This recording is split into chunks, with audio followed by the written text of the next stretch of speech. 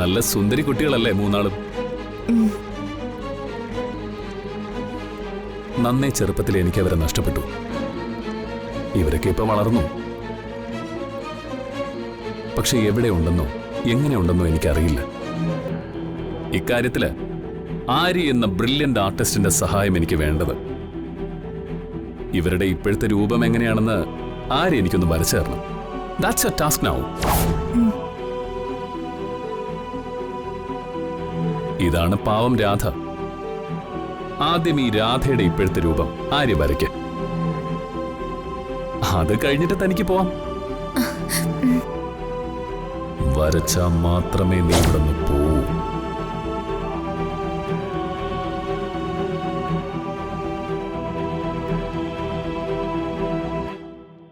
ആ, കൃത്യമായി വരയ്ക്കണം, തെറ്റിക്കരുത്. തെറ്റുകളെ ക്ഷമിക്കുന്ന ഒരാളല്ല ഞാൻ.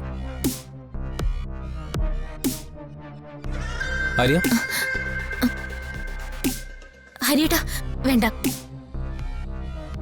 ഹരിയേട്ട നിക്കണ്ടേ ഇവിടെ? അതെന്താ ഹരിയ? ഹരി നിന്നാൽ എന്താ പ്രശ്നം? വേണ്ട സാർ, ഹരിയേട്ട വന്നാ എന്റെ കോൺസെൻട്രേഷൻ പോവും. ഓ അയ്യോ, കറക്റ്റായിട്ട് വരയ്ക്കാൻ കഴിഞ്ഞൊന്നും വരില്ല. ഹരിയേട്ടൻ താഴെ വെയിറ്റ് ചെയ്താ മതി. ഷടാ, ഇത് കൊള്ളാം. ആരി വരയ്ക്കുന്ന നേരിട്ട് കാണാനുള്ള ആഗ്രഹം കൊണ്ട് മാത്രമാണ് ഞാൻ ലീവ് എടുത്ത് കൂടെ വന്നത്. എന്നിട്ട് ഞാനിവിടെ നിൽക്കണ്ടെന്ന് പറഞ്ഞ അങ്ങനെയല്ല ഹരികുട്ട. ഈ വരയ്ക്കുന്ന ചിത്രം സാറിന്റെ ജീവിതത്തിലെ വളരെ പ്രധാനപ്പെട്ട ഒരു സംഗതിയാണ്. ഹരി നിൽക്കുമ്പോൾ വരയ്ക്കാൻ ഈ കുട്ടിക്ക് കോൺഫിഡൻസ് ഇല്ലെന്ന് പറഞ്ഞാൽ അങ്ങ് മാറിക്കൊടുക്കുന്നതല്ലേ നല്ലത്. ശരി ശരി, ആയിക്കോട്ടെ. ഞാനായിട്ട് ആരെയും ശല്യപ്പെടുത്തുന്നില്ല. ഞാൻ പോയേക്കാം.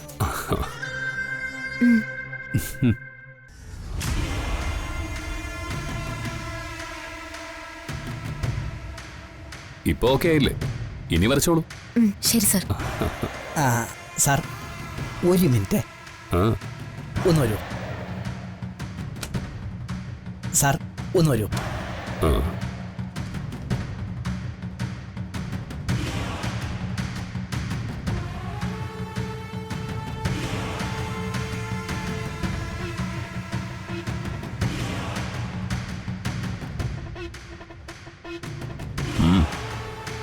ആ രാധയുടെ ചിത്രം നമ്മൾ നേരത്തെ വരപ്പിച്ചതല്ലേ?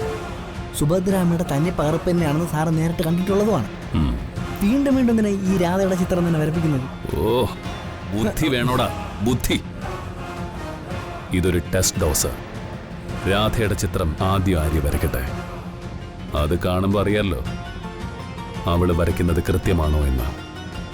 പിന്നെ കൃത്യമായി വരച്ചാൽ മാത്രമേ ഇവളിവിടുന്ന് പോവൂ. മേഘനാഥൻ വിധിയല്ലെന്ന് നീ എങ്കിലും ഒന്നും മനസ്സിലാക്കിക്കോ.